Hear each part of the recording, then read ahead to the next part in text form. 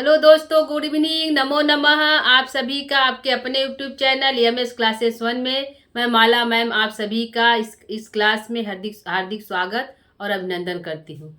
दोस्तों, हमारी जो क्लास चल रही है प्रश्नोत्तरी की चल रही है। इससे पहले की क्लास में हमने जो है नीति शतकम और किराता अर्जुनियम के जो है प्रश्नोत्तरी करा दिया है। यदि आप उसको देखना चाहते हैं तो चैनल में जाकर प्लेलिस्ट में स्टोर है, उसको आप ओपन करके देख सकते हैं।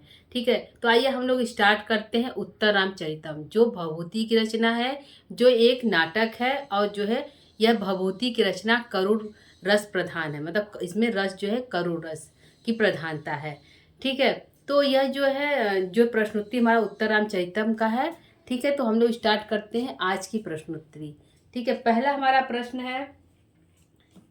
प्रश्न है दोस्तों कि जो है यह जो प्रश्नोत्तरी है दोस्तों, जो हमारा तृतीय अंक है, जो छाया अंक है उत्तर रामचरितम का, जो छाया अंक है यह सिलेबस में लगा हुआ है। बिहार के, यूपी के सभी सिलेबस में जो तृतीय अंक इम्पॉर्टेंट पूछा जाता है। और जो प्रश्न बनते हैं जो सातों सातों अंकों से, तो वहाँ से भी प्रश्न बनते हैं, लेकिन तृतीय अंक जो सिलेबस में लगा होता है तो उससे ज़्यादा प्रश्न बनते हैं। तो उसके अंदर जो लिखा हो, जो गद्य और पद्य है, उसमें राम क्या कर रहे हैं, सीता क्या कर रही, किससे कौन बातें कर रहा है, उसमें कहानी क्या है, यह सभी जो प्रश्नोत्तरी के अंतर्गत आता है। तो हमने जो वहाँ से ही इसमें जो है प्रश्न उत्तर बना है तृतीय अंक से। ठीक है, वहाँ के साहित्य में जो मतलब तृतीय अंक में जो कथानक है वहाँ से प्रश्न उत्तर बना हुआ है। तो इसमें जो पहला हमारा प्रश्न है कि राम जो दंडका अरण्य में क्यों आए हैं। जब राम जाते हैं दंडका अरण्य में क्यों जाते हैं, जब 12 वर्ष बीत जाता है और सीता के परित्याग के बाद वह जो है दंडका अरण्य में क्यों जाते हैं, तो एक शंभु नामक जो राक्षस होता है उसके वध के लिए जाते हैं। क्यों जाते हैं दोस्तों, शंभुक नामक जो राक्षस है उसके वध के लिए जाते हैं। तो राम दंडका अरण्य में क्यों आए हैं, तो जो है शंभुक के वध के लिए आए हैं। ठीक है, क्या आंसर होगा, शंभुक के वध के लिए आए हैं। शंभुक शंभुक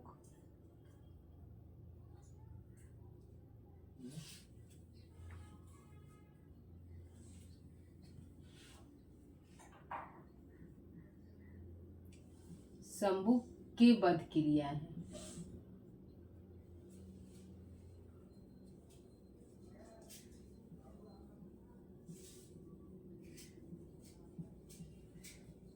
ठीक है, शंभुक के वध के लिए आए हैं। ठीक है, प्रश्न यही है कि राम जब दंडकारण्य में जाते हैं तो क्यों आए थे, शंभु के राक्षस है उसके वध के लिए वह जो है दंडकारण्य में जाते हैं। ठीक है, दूसरा प्रश्न है कि कुश और लव की कौन सी वर्षगांठ मनाई जा रही है। तो तृतीय अंक में यह इस कथानक में स्पष्ट रूप से दिखाई देता है दोस्तों कि 12 वर्ष के पश्चात जो है सीता जो है भागीरथी जो है सीता को लेकर आती है पृथ्वी लोक पे, और वहाँ पे जो है लव और कुश का वर्षगांठ मनाया जाता है। वह कहती हैं कि जाकर जो है अपने जो है ससुर जो पुराण ससुर सुर है उनकी जाकर पूजा और आराधना कर लीजिए। सीता को कहती हैं कौन, भागीरथी। ठीक है, तो यहाँ पे कुश और लव की कौन सी वर्षगांठ मनाई जा रही है, तो 12वां वर्षगांठ मनाई जा रही है। ठीक है, कौन सा है, 12वां वर्षगांठ है।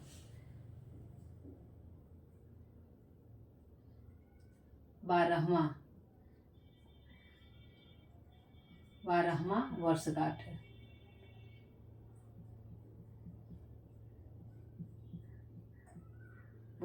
है।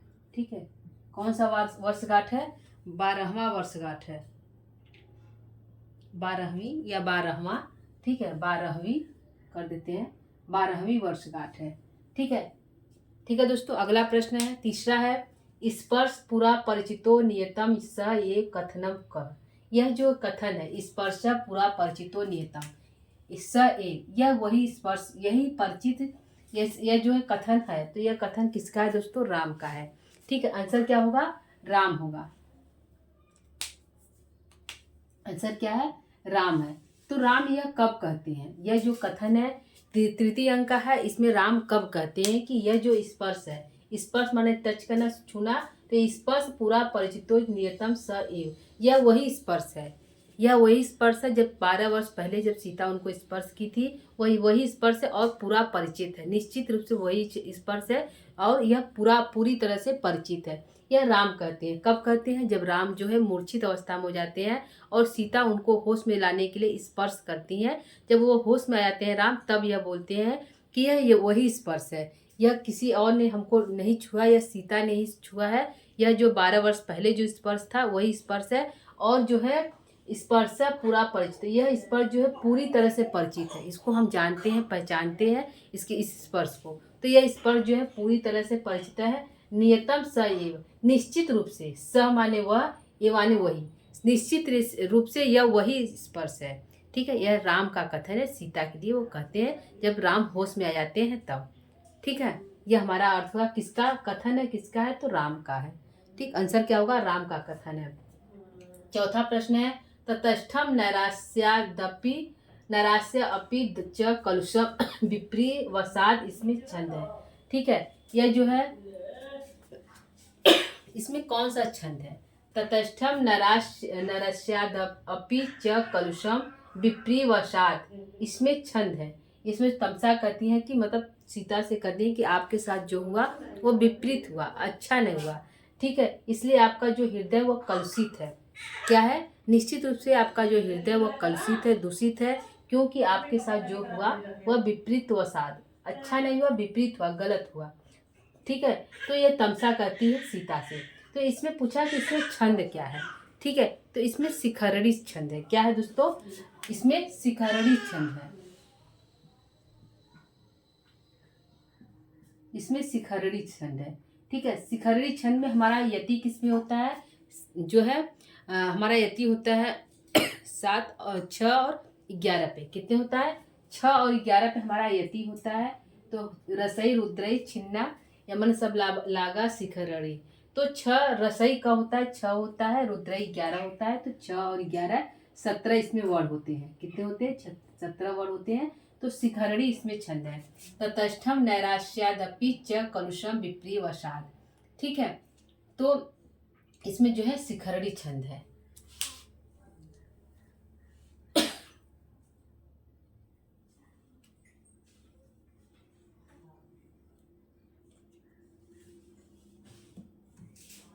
ठीक है दोस्तों, अगला प्रश्न है इसमें छंद क्या है? शिखरणी। अगला प्रश्न है पंचवटी में राम के साथ साक्षात वार्तालाप कौन करती है? जब राम पंचवटी में आते हैं, जब दंडकारण्य जो है, दंडकारण्य के पास ही पंचवटी है, जब वो राक्षस का वध कर लेते हैं दंडकारण्य से, उसके बाद वो पंचवटी में प्रवेश करते हैं। ठीक है, तो पंचवटी में राम के साथ साक्षात वार्तालाप कौन कहती है? राम के साथ कौन वार्तालाप करती है? तो कहानी में दोस्तों दो भाग होता है। एक तो तमसा सीता से बातचीत करती है, जिसकी बातों को राम और बसंती नहीं सुनती है। ठीक है, बासंती नहीं सुनती है। और दूसरी तरफ राम और बासंती का वार्तालाप होता है, जिनकी बातों को सीता और तमसा सुनती हैं। ठीक है, क्योंकि यहाँ पे भागीरथी ने जो है उनको वरदान दिया था कि तुमको सीता और तमसा को कोई देख नहीं पाएगा और जो उनकी बातों को भी नहीं कोई सुन पाएगा। ठीक है, तो यहाँ पे 2 कथानक चलता है। एक राम और जो है सीता और तमसा चलता है, एक जो है बासंती और राम का चलता है। 2 कथानक चलते हैं। ठीक है, तो यहाँ पे पूछा गया है कि पंचवटी में राम के साथ साक्षात वार्तालाप कौन करती है? तो बासंती करती है। ठीक है, वन देवी बासंती करती है। कौन करती है? बासंती करती है। वासंती करती। तो वासंती कौन रहती है? वन की देवी रहती है। क्या कौन रहती है? वन देवी रहती है। वन देवी है। ठीक है, वासंती कौन है? वन देवी है, जो राम से साक्षात वार्तालाप करती है। अगला प्रश्न है, 6वां है, लोपामुद्रा गोदावरी से अपना संदेश कहने को किसे भेजती है? जब राम पंचवटी में प्रवेश करते हैं, यह लोपामुद्रा को पहले ही आशंका हो जाती है कि राम जी दंडकारण्य में आए हैं, तो वो पंचवटी में प्रवेश जरूर करेंगे। तो इस आशंका से वह जो है मुद्रा को जो है मुरला को जो है संदेश लेकर भेजती हैं गोदावरी के पास। यदि राम मूर्छित हो जाएं तो वह अपने जल करोड़ों के माध्यम से उनको जो है होशावस्था में लाएं, उनकी मूर्छा को दूर करें। इस संदेश को जो है लोपामुद्रा जो है गोदावरी के पास मुरला के माध्यम से भेजती हैं। ठीक है, प्रश्न है लोपामुद्रा गोदावरी के पास किसके पास गोदावरी से अपने संदेश, गोदावरी के पास अपने संदेशों को किसके किसके माध्यम से भेजती है, तो मुरला के माध्यम से भेजती है। ठीक है दोस्तों, तो मुरला के माध्यम से संदेश क्या भेजती है, संदेश यही रहता है कि जब भी राम मूर्छित होंगे तो जो है गोदावरी अपने जलकरणों के माध्यम से उस राम की मूर्छा को दूर करे। ठीक है, यही संदेश लेकर मुरला जाती है गोदावरी के पास। ठीक है, यहाँ आंसर होगा गोदावरी से अपना संदेश कहने को किसे भेजती है, तो मुरला को भेजती है।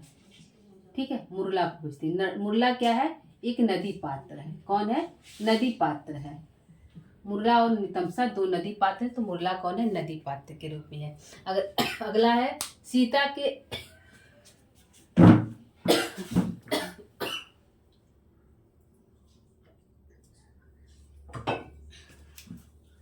अगला है सीता के कड़मूल से लवली लता के पत्तों को कौन खींचता है।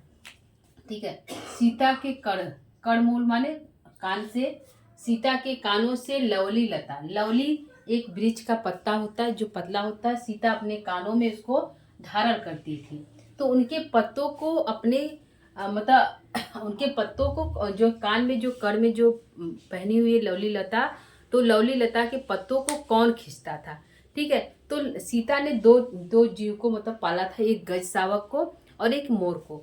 तो मोर जो है, गज जो है उनके कानों में पड़े लवली लता को खींचता था। कौन है, गज है, गज। ठीक है, करी शावक भी। ठीक है, गज है, गज को करी शावक भी कहते हैं। क्या है, करी शावक। ठीक है, करी शावक गज को ही कहते हैं। करी शावक खींचता है जब वो छोटा रहता है गज, जब सीता के साथ खेलता है तो वह जो है सीता के कड़मूल से लवली लता को खींचता था। ठीक, कौन, करी शावक या गज। ठीक, एक ही नाम है, गज को ही करी शावक कहा गया है। ठीक है, अगला है प्रश्न है आतपत्र पद का क्या अर्थ है। जो आतपत्र पद आया था, पद है, पत्र है, उसका क्या अर्थ है। तो नलिनी आतपत्र होता तो जो कमल के नाल होता उसका अर्थ होता था कि कमल के नाल सहित जो पत्ता होता है वो हो गया नलिनी पात। लेकिन यहाँ पे पूछा कि आतपत्र क्या है। ठीक है, यहाँ पूछा कि आतपत्र क्या है, तो आतपत्र कहते हैं छाता को। क्या कहते हैं, आतपत्र छाता को कहते हैं। ठीक है, आतपत्र छाता। नलिनी आतपत्र हुआ तो जो है कमल रूपी छाता, जो कमल के जो उनका पत्ता होता है उसका छाता हो गया। लेकिन यहाँ पे सिर्फ पूछा आतपत्र, आतपत्र का अर्थ होता है छाता। ठीक है, अगला प्रश्न है अनराल पद का अर्थ है। अनराल जो है, अनराल पद का क्या अर्थ है, जो सीधा होता है। ठीक है, क्या है अनराल पद का क्या अर्थ है।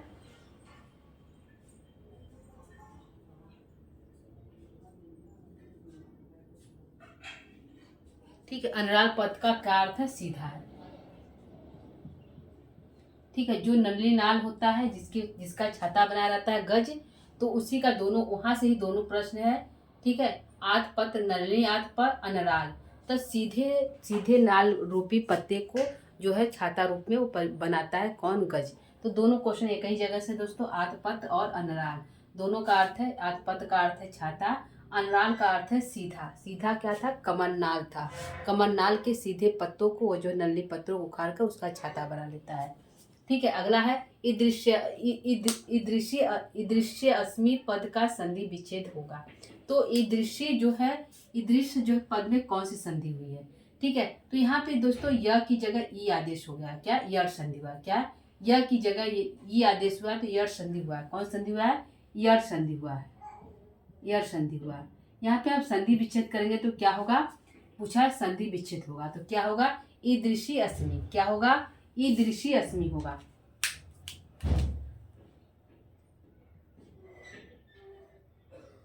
ईदृशी अस्मि, अस्मि। ठीक है, यह संधि हुआ, यह को ई आदेश हो गया।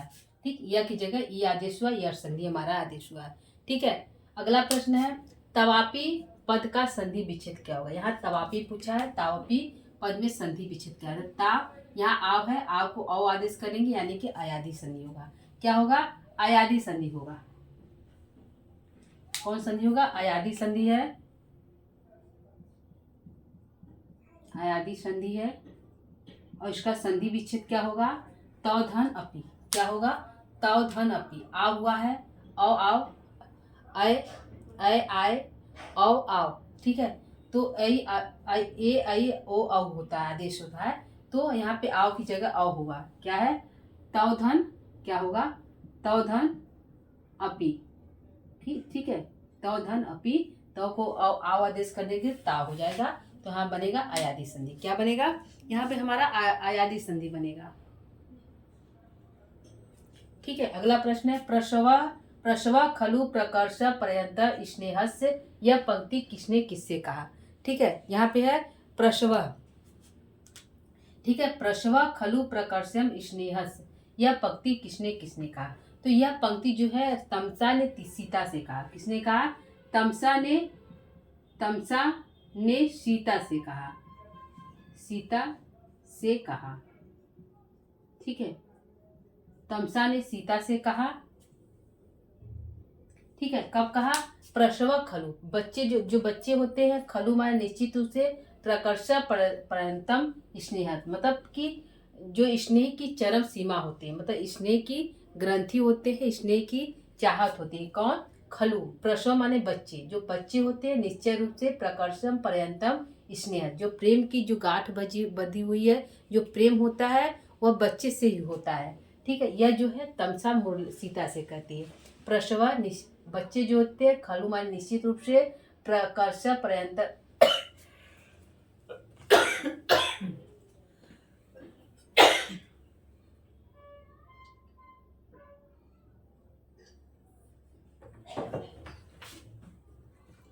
ठीक है। तो यहाँ पे तमसा ने सीता से कहा, ठीक है दोस्तों। अगला प्रश्न है, सीता द्वारा पालित मोर अपनी पत्नी के साथ कहाँ बैठा है। तो सीता द्वारा पालित पोत अपनी पत्नी के साथ कदम के वृक्ष पे बैठा है। किसके वृक्ष पर, कदम के वृक्ष पे बैठा है, कदम के वृक्ष पर, ठीक है, कदम के वृक्ष पर बैठा है। कौन, मोर, अपनी पत्नी के साथ, वह भी अपनी पत्नी से, मतलब मोरनी के साथ, अपनी पत्नी के साथ कदम के वृक्ष पे बैठा है। यह जो है बासंती जो है राम को दिखाती है, ठीक है। तृतीय अंक पे बासंती राम को दिखाती है। राम, वो देखिए मोर है, वह भी अपने सगे संबंधियों को चिंता पहचानता है, और वह जो है कदम के वृक्ष पर ही अपनी पत्नी मोरनी के साथ बैठा है और मुकुट लगा कर बैठा है, ठीक है। वह जो है बासंती जो है सीधे जो है राम पे जो है कमेंट करती है, मतलब करती है, उलाहना देती है मोर के माध्यम से, कि वह मोर भी अपने पत्नी के साथ कदम के वृक्ष पे बैठा, वो भी मुकुट लगाकर, पत्नी को नहीं छोड़ा, और राम आप जो है अपनी पत्नी को छोड़ दिए हैं। तो वह जो उलाहना एक तरह से कमेंट के माध्यम से उनको बोलती है, कि इनको राम को बोलती है। तो सीता द्वारा पालित मोर अपनी पत्नी साथ कहाँ बैठा, कदम के वृक्ष पे, और जो है तमसा सॉरी बासंती जो है राम को दिखाती है, ठीक है। तो यहाँ पे है अगला प्रश्न, निरंतरम पद का अर्थ है, निरंतरम पद का अर्थ है घना, ठीक है, घना अर्थ है। यह जो है राम जब जाते हैं शिलान्यास, वहाँ पे रहता है चारों तरफ, जहाँ पे राम जो है शयन करते थे रात्रि में, तो शिलान्यास जो है चारों तरफ से जो है कदली के वृक्षों से, कदली के वृक्षों से, छोटे छोटे वृक्षों से घिरा हुआ था। तो यहाँ पे निरंतरम कदली, ठीक, निरंतरम का अर्थ है जिसमें छेद न हो, जो घना हो, किसी तरह से उसमें छेद न हो, तो वह घना, निरंतरम का अर्थ होता है घना, ठीक है। तो यह जो इसका अर्थ हो गया घना, निरंतरम पद का क्या अर्थ है, तो घना अर्थ है, ठीक है। तो सीता द्वारा पालित मोर अपनी पत्नी के साथ कहाँ बैठा है, तो कदम के वृक्ष पे। तो क्वेश्चन बनता है दोस्तों कि सीता ने, जो उत्तर रामचरितम दिखाया गया, सीता ने गज को पाला, मोर को पाला, कदम के वृक्ष को सींच कर बड़ा किया। तो सीता ने गज को, दो तीन चीज़ों को जो है, जब उनको वनवास हुआ था, राम के साथ वन में आई थी, तो उन्होंने गज शावक को पाला था, मोर को पाला था, और जो है कदम के वृक्षों को सींच कर बड़ा किया था। यह कई चीज़ों जो है सीता ने किया था। तो यह जो है उत्तर रामचरितम में दिखाया गया है। तो यह भी क्वेश्चन बन सकता है कि सीता ने किन किन चीज़ों का पालन किया जब वो पंचवटी में रहती थी तब। तो वह जो है गज शावक का पालन पोषण किया, मोर का भी, और जो है कदम के वृक्ष को भी, ठीक है। ठीक है दोस्तों, तो यह हमारा आज का प्रश्न उत्तरी है। 14 प्रश्न उत्तर 114 तक है दोस्तों। उम्मीद करती हूँ कि आपको यह जो प्रश्न उत्तरी अच्छा लगा होगा, समझ में आया होगा, ठीक है। तो कल हम फिर नए प्रश्न उत्तरी के साथ उपस्थित होंगे दोस्तों। तब तक के लिए नमो नमः।